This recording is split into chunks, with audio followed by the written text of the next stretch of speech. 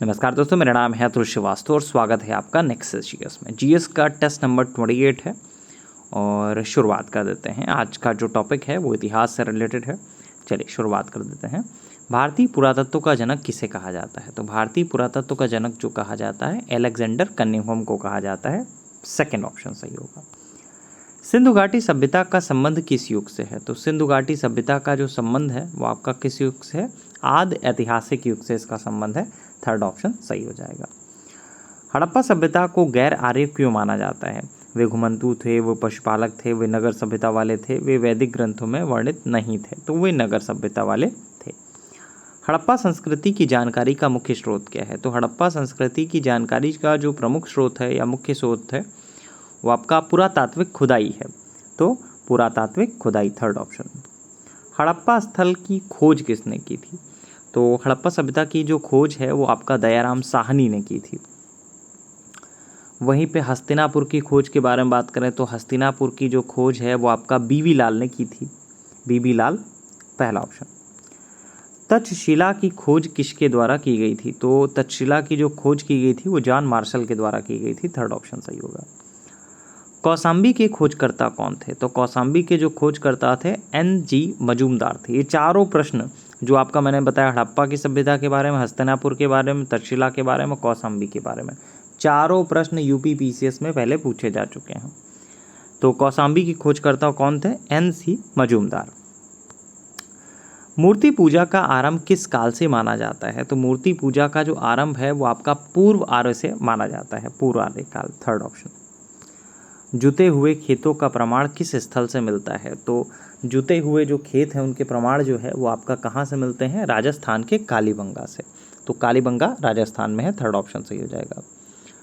प्रसिद्ध नर्तकी की मूर्ति कहाँ से प्राप्त हुई है? तो नर्तकी की जो मूर्ति प्राप्त हुई है वो आपका मोहनजोदड़ो से प्राप्त हुई है। फोर्थ ऑप्शन सही हो जाएगा। हड़प्पा किस नदी के किनारे स्थित है? तो हड़प्पा जो है वो आपका रावी नदी के किनारे स्थित है। लोथल किस नदी के किनारे है? तो लोथल जो है वो भोगवा नदी के किनारे है। और रोपड़ किस नदी के किनारे स्थित है? तो रोपड़ जो है वो सतलज नदी के किनारे स्थित है। नेक्स्ट, सिंधु घाटी सभ्यता का महान स्नानागार कहाँ स्थित है? तो सिंधु घाटी सभ्यता का जो महान स्नानागार है वो आपका मोहनजोदड़ो में स्थित है। सेकेंड ऑप्शन सही हो जाएगा। मांडा पुरास्थल किस राज्य में स्थित है? तो मांडा जो पुरास्थल है वो कहाँ पर स्थित है? हड़प्पा के कुछ स्थल हैं जैसे कालीबंगा के बारे में मैंने बात की, राजस्थान में है। लोथल के बारे में बात किया वो गुजरात में स्थित है। मांडा के बारे में बात करें तो जम्मू कश्मीर में स्थित है।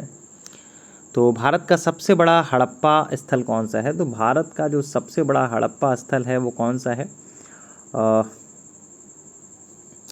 चार ऑप्शंस हैं आपके सामने। हड़प्पा, मोहनजोदड़ो, राखीगढ़ी और लोथल। ठीक है, तो भारत का जो सबसे बड़ा हड़प्पन पुरास्थल है वो आपका राखीगढ़ी है और राखीगढ़ी जो है वो आपका हरियाणा में स्थित है। चन्हू दड़ो होना चाहिए। तो चन्हू दड़ो की उत्खनन का जो निर्देशन है वो आपका किसने किया था? तो JH मैके द्वारा इसका निर्देशन किया गया था।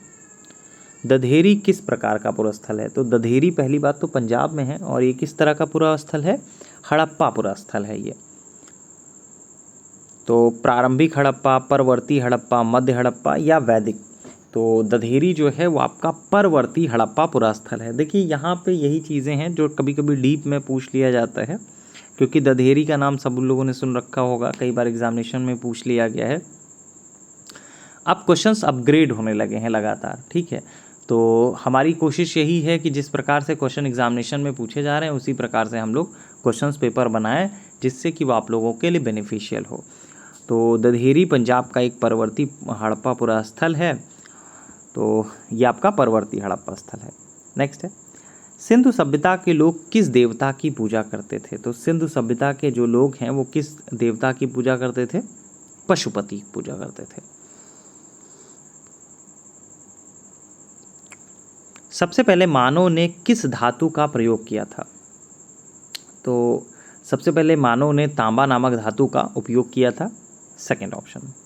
हाथी दांत का पैमाना कहाँ से मिला है? तो हाथी दांत का जो पैमाना है वो आपका लोथल से मिला है। लोथल आपका गुजरात में स्थित है। 3 भागों में विभक्त नगर कौन सा था? तो धौलावीरा सुना होगा आप लोगों ने, गुजरात में है। ये 3 भागों में विभक्त है और यहाँ से शैलकृत स्थापत्य के प्रमाण मिले हैं। तो कहाँ से मिले हैं? धौलावीरा से। भारत में कपास की खेती सर्वप्रथम किस सभ्यता में हुई थी? तो कपास की खेती सबसे पहले किस सभ्यता में हुई थी? तो वस्त्रों के लिए कपास की खेती का कारण सबसे पहले आपका भारत में ही किया गया था। तो भारत में कपास की खेती सर्वप्रथम आपका किस सभ्यता में की गई थी? वैदिक, मौर्य, सिंधु या गुप्त। 4 ऑप्शन हैं आपके सामने। एग्जामिनेशन में भी इसी तरह से 4 ऑप्शन दिए जाते हैं और क्लोज ऑप्शन दिए जाते हैं। तो सिंधु। भारत में कपास की खेती सर्वप्रथम किस सभ्यता में हुई थी? तो सिंधु में हुई थी। नेक्स्ट, आर्य शब्द का शाब्दिक अर्थ क्या होता है? तो आर्य शब्द का जो शाब्दिक अर्थ होता है वो आपका श्रेष्ठ से होता है। सेकंड ऑप्शन सही हो जाएगा। सबसे प्राचीन वेद कौन सा है? तो सबसे पुराना जो वेद है वो आपका ऋग्वेद है और ऋग्वेद जो है वो स्रोतों का संकलन होता है। वेद त्रयी में कौन कौन से वेद शामिल हैं? तो ऋग्वेद, यजुर्वेद और सामवेद को वेद त्रयी या त्रयी कहा जाता है। और ये सबसे आपका कह सकते हैं कि कौन कौन से हैं? ऋग्वेद, यजुर्वेद और सामवेद।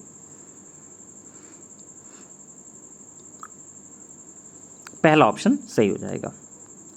सामवेद किस पर आधारित है? तो सामवेद जो है वो आपका किस पर आधारित है? तो सामवेद का जो संकलन है वो आपका ऋग्वेद पर आधारित है। सेकंड ऑप्शन सही हो जाएगा। गोपद ब्राह्मण किस वेद से संबंधित है? तो गोपद ब्राह्मण जो है वो आपका अथर्ववेद से संबंधित है। किस चीज से संबंधित है? अथर्ववेद से।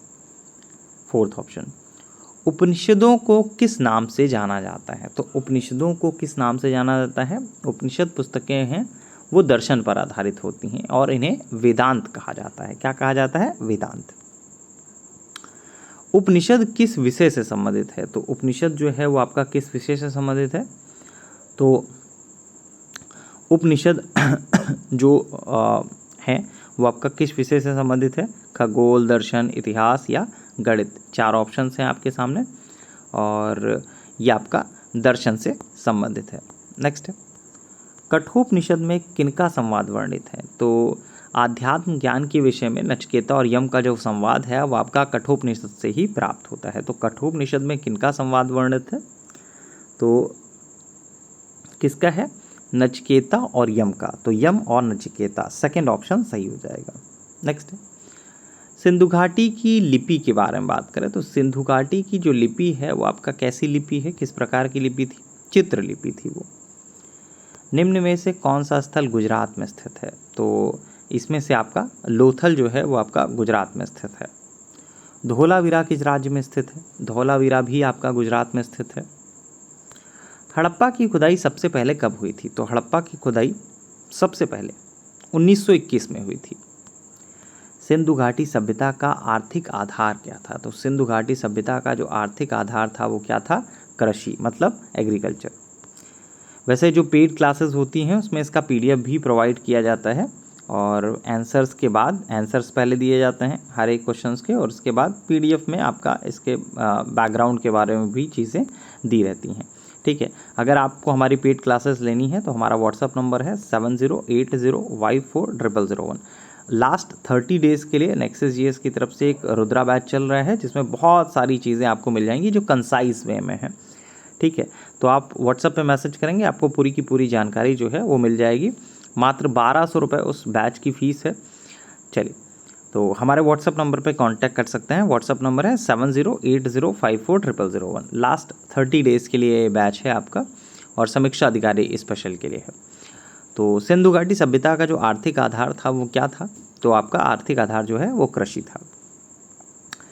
कौन सा स्थल बंदरगाह के लिए प्रसिद्ध था? तो हड़प्पा, लोथल, मोहनजोदड़ो या राखीगढ़ी। तो लोथल जो था वो आपका बंदरगाहों के लिए फेमस था।